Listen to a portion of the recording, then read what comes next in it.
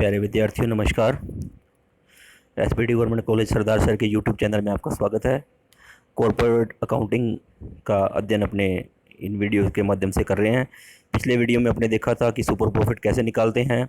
इस वीडियो में अपने देखेंगे कि ख्याति का मूल्यांकन अपने कैसे करते हैं। तो चलते हैं हम इसके लिए एक प्रैक्टिकल प्रॉब्लम की ओर।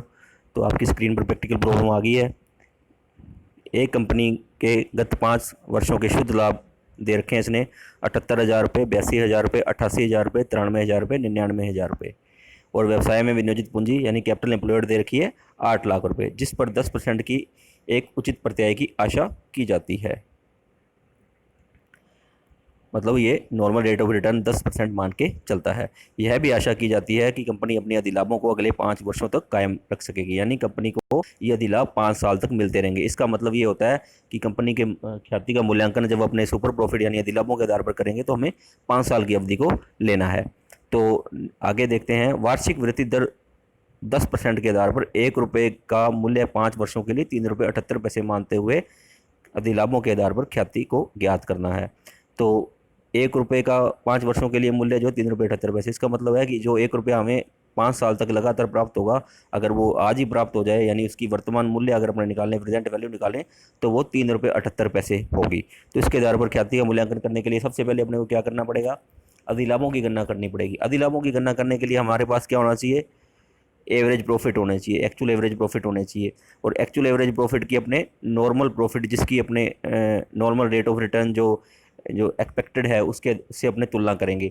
तो जो एक्चुअल एवरेज प्रॉफिट है जो नॉर्मल रेट ऑफ रिटर्न वाले प्रॉफिट से जितने ज़्यादा होंगे वही हमारे अधिलाभ होंगे। तो अपने स्टेप बाय स्टेप करते हैं। सबसे पहले इसमें क्या करेंगे, अपने पहले स्टेप में जो है एवरेज प्रॉफिट निकालेंगे। यहाँ पे अपने वेटेड एवरेज प्रॉफिट निकालेंगे, calculation of weighted average profit. इसके लिए क्या करेंगे, पहले कॉलम में अपने लिखेंगे साल, 5 सालों के अपने कॉलम अब दे रखे हैं तो 1 2 3 4 5 ये लिख लेंगे। दूसरे कॉलम में अपने जैसे इसने क्वेश्चन में अपने 5 सालों के लाभ दे रखे हैं वैसे की वैसे अमाउंट अपने लिख देंगे, 78,000, 82,000, 88,000, 93,000, 99,000। अगले कॉलम में अपने वेट देंगे, पहले साल से लेकर के अंतिम साल तक अपने वेट देना शुरू करेंगे। हर साल एक अगला अपने वेट देंगे, जैसे पहले साल के लिए 1, दूसरे के लिए 2, तीसरे के लिए 3, चौथे के लिए 4, पाँचवें के लिए 5, इस प्रकार से अपने वेट दे दिए। और आगे अपने अगले कॉलम में प्रॉफिट इनटू वेट यानी प्रॉफिट का वेट से प्रोडक्ट करेंगे, गुना करेंगे, वो गुना वाली अमाउंट लिख देंगे। 78,000 into 1 78,000, 82,000 into 2 1,64,000, 88,000 into 3 2,64,000, 93,000 into 4 3,72,000, 99,000 into 5 4,95,000। इसके बाद अपने वेट का टोटल कर लेंगे और दूसरी ओर प्रोडक्ट्स का भी टोटल कर लेंगे। तो वेट का टोटल यहाँ आता है 15 और प्रोडक्ट्स का टोटल आता है 3,73,000 रुपये, सॉरी 13,73,000 रुपये। इसके बाद अपने वेटेड एवरेज प्रॉफिट निकालेंगे जिसका फार्मूला आपको पता है, total of products upon total of weights. तो टोटल ऑफ प्रोडक्ट्स अपना है 13,73,000 रुपये और टोटल ऑफ वेट है 15। तो 13,73,000 बटा 15 बराबर 91,573 रुपये है। ये हमारा आ गया वेटेड एवरेज प्रॉफिट आ गया। इसके बाद अगले स्टेप में अपने देखेंगे कि कैसे अपने नॉर्मल प्रॉफिट निकालें। तो नॉर्मल प्रॉफिट का क्या फार्मूला रहता है, capital employed into normal rate of return बटा 100। तो कैपिटल एम्प्लॉयड इसने मेरे क्वेश्चन में दे रखी है 8 लाख रुपए और नॉर्मल रेट ऑफ रिटर्न भी दे रखी है, इसने प्रत्याशित लाभ की दर दे रखी है 10%।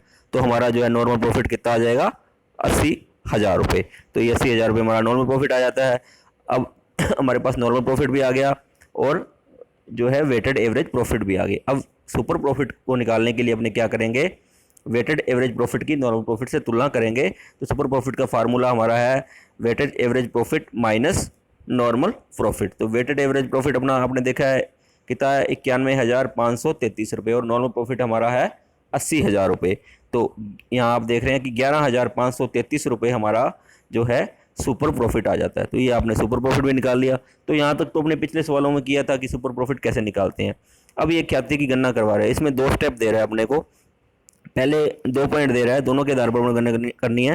पहले तो ये कह रहा है कि वार्षिक वृद्धि दर 10% के आधार पर 1 रुपये का मूल्य 5 वर्षों के लिए 3.78 रुपये मानते हुए ख्याति अधिलाभों के आधार पर ख्याति की गणना करनी है।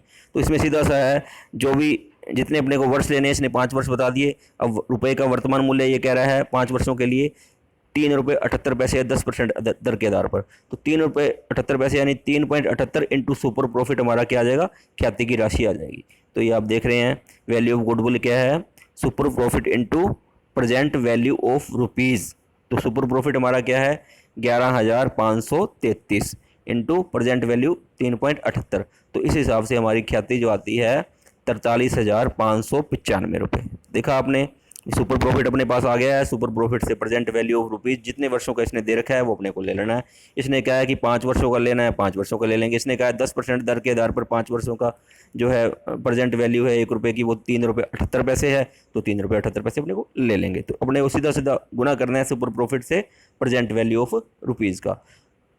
तो ये है 43,595 रुपये। ये तो हमारा पहले जो है पहली विधि से हमने प्रेजेंट वैल्यू के आधार पर जो ख्याति की गणना कर ली। अब एक दूसरी विधि इसमें यूज़ कर रहा है। सेकंड पॉइंट में ये करेंगे, अगर 10% की सामान्य प्रत्याय दर के आधार पर वार्षिक औसत लाभ का विनियोजित पूंजी पर उचित प्रत्याय से आधिक्य के पूंजीकरण विधि से ख्याति ज्ञात करनी हो तो इसमें क्या अंतर होगा। देखिए, जब अपने पूंजीकरण यानी कैपिटलाइजेशन विधि से ख्याति की गणना करते हैं तो अपने ये मान के चलते हैं कि जो ये सुपर प्रॉफिट अपने को मिल रहे हैं, यानी सामान्य लाभ से ज़्यादा जो लाभ मिल रहे हैं, अगर उनको प्राप्त करना होता तो हमें अतिरिक्त कितनी पूंजी व्यवसाय में लगानी होती। समझ रहे हो ना बात भी, अगर ये सुपर प्रॉफिट हमें वास्तव में प्राप्त करने होते तो हमें कितनी पूंजी व्यवसाय में अतिरिक्त लगानी पड़ती।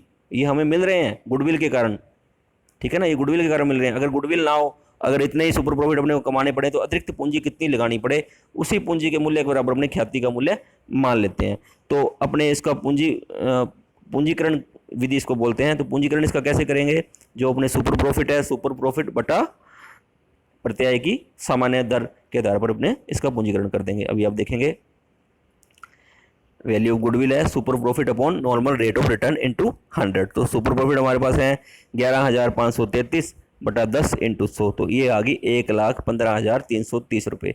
ये हमारे क्या हो गया, सुपर प्रॉफिट का कैपिटलाइजेशन हो गया। यानी इतने सुपर प्रॉफिट कमाने के लिए हमें 10% नॉर्मल रेट ऑफ रिटर्न के हिसाब से 1,15,330 रुपये की पूंजी की आवश्यकता है।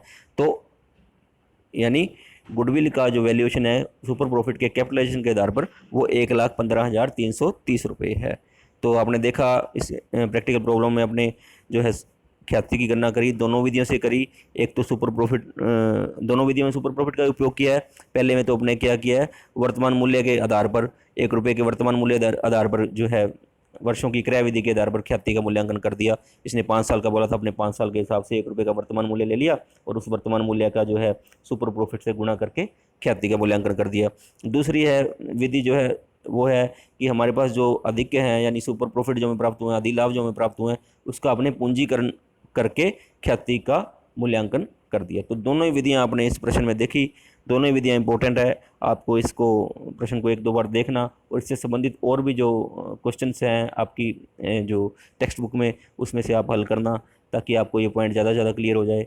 और आशा है आपको वीडियो पसंद आया होगा और अगले वीडियो में अपने नए टॉपिक के साथ फिर मिलेंगे। आपने वीडियो देखा इसके लिए आपका धन्यवाद।